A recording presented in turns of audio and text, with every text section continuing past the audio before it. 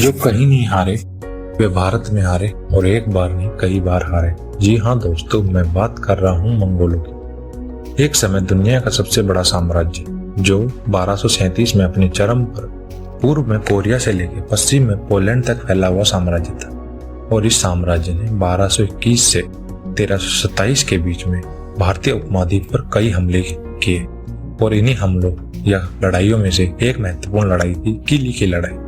नमस्कार दोस्तों, आपका स्वागत है मेरे YouTube वीडियो सीरीज प्रमुख भारतीय युद्ध के एक और वीडियो।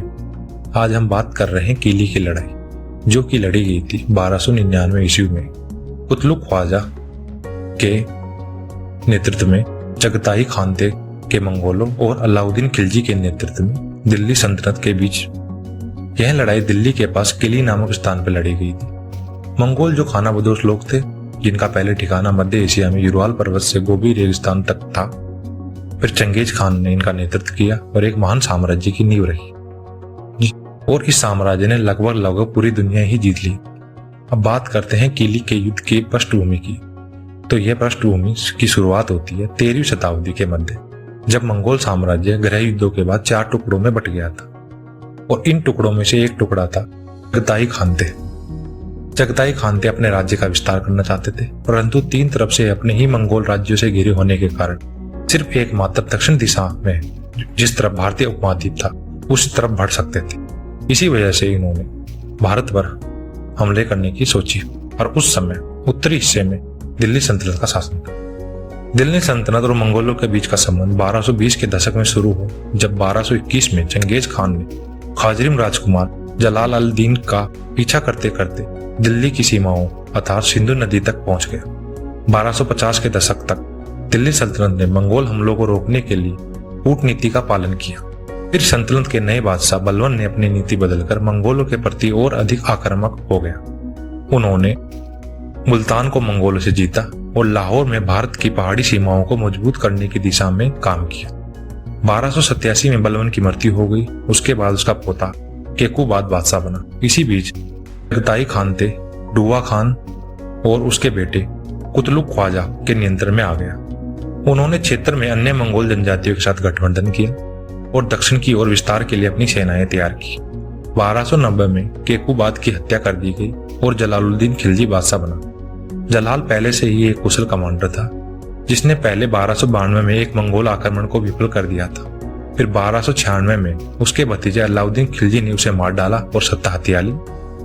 उसने सत्ता को मजबूत करने और भविष्य में मंगोल आक्रमणों के खिलाफ तैयारी करने के लिए कई सुधार किए, जैसे सेना को नकद भुगतान करना और इसे अपने जनरलों को सौंपने के बजाय व्यक्तिगत नियंत्रण बनाए रखना। 1299 में डुवा खान के बेटा कुतलुक ख्वाजा एक मंगोल सेना लगभग 50,000 से 60,000 घुड़सवारों की सेना के साथ दिल्ली की ओर बढ़ा।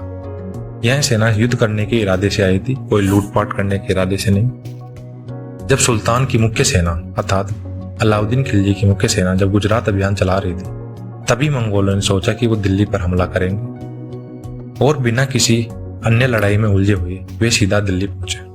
अब बात करते हैं युद्ध की। तो मंगोल सेना की मुलाकात जफर खान, जो अलाउद्दीन खिलजी का कमांडर था, नेतृत्व वाली सल्तनत की सेना से यमुना नदी पर हो। दिल्ली की सेनाएं पराजित हो गई और उन्हें दिल्ली की ओर पीछे हटने के लिए मजबूर होना पड़ा। हार की खबर से शहर में डर और दहशत का माहौल फैल गया।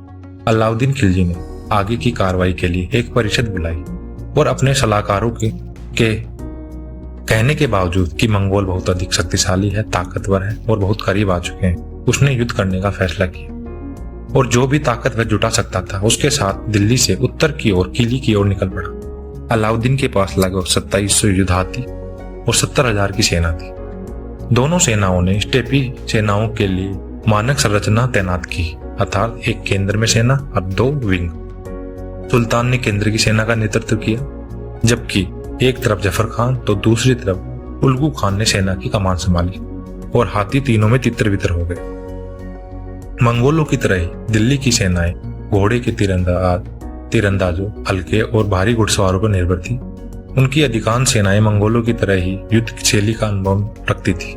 जफर खान ने यमुना में अपनी हार का बदला लेने के लिए बाईं ओर से मंगोलों पर हमला करने वाला पहले हमले का नेतृत्व किया, जो उसके सामने टूट गया। जफर ने उन्हें मैदान से पीछे खदेड़ दिया। लेकिन जैसे ही उन्हें मुख्य सेना से दूर ले जाया गया, उसे पता चला कि वह किताब की सबसे पुरानी मंगोल चाल में फंस गया है, जो थी एक दिखावटी बाप से। जफर खान को मंगोल सेना ने घात लगाकर घेर लिया। अलाउद्दीन ने उन्हें बचाने के लिए बहुत कम प्रयास किए। जफर खान तब तक लड़ता रहा जब तक उसे पकड़ नहीं लिया गया। कुतलू ख्वाजा ने उसके साहस से प्रभावित हुआ और उसे मंगोलों में शामिल होने की पेशकश की, यहाँ तक कि उसे दिल्ली का सुल्तान बनाने की पेशकश भी की।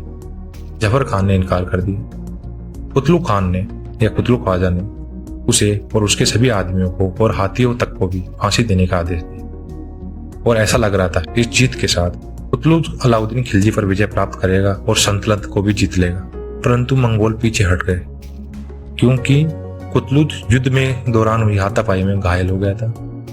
कुतलू की चोटों के कारण उसकी मौत हो गई थी और मंगोलों ने अपना राजकुमार खो दिया था और मंगोल पीछे हट गए थे। अलाउद्दीन खिलजी ने भी उन्हें पीछे हटने की अनुमति दी और वह दिल्ली लौट आया।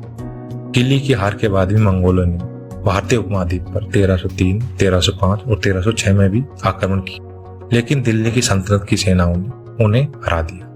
ये सभी विफल हो गए क्योंकि मंगोलों की अजेयता की आभा हमेशा के लिए टूट गई। तो आज की वीडियो में इतना ही। मिलते हैं नेक्स्ट वीडियो में। आशा करता हूँ मेरे द्वारा दी गई जानकारी आपको पसंद आई होगी। धन्यवाद। जय हिंद, जय भारत। वीडियो को लाइक करें, शेयर करें और प्लीज मेरे चैनल को सब्सक्राइब करें।